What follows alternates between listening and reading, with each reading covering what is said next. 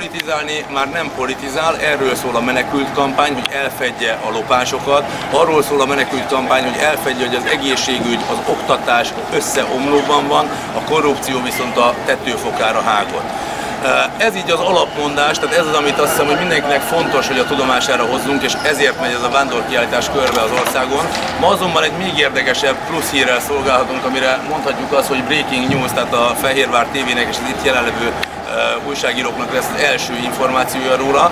Nem tudom, látták-e, hogy Vona Gábor ma reggel rajta kapott olasz magánnyomozókat, hogy követik és fényképezik őt.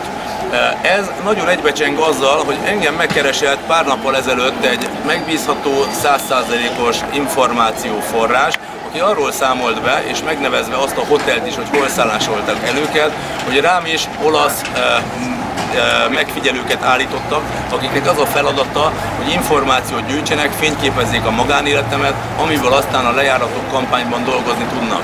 Nyilvánvalóan ez törvényellenes. Ma Magyarországon országgyűlési képviselőt, politikust megfigyelni a törvény tiltja. Nyilvánvalóan ezért külföldről hoznak megfigyelőket, hogy ne lehessen őket számon kérni, de soha semmilyen módon nem szeretnék Vona Gáborral közös platformra kerülni. Most azonban alá kell, hogy támasszam az ő tettenérését azzal az információval, amit én nyilván addig pletykának tekintettem és nem posztoltam, nem hoztam nyilvánosságra.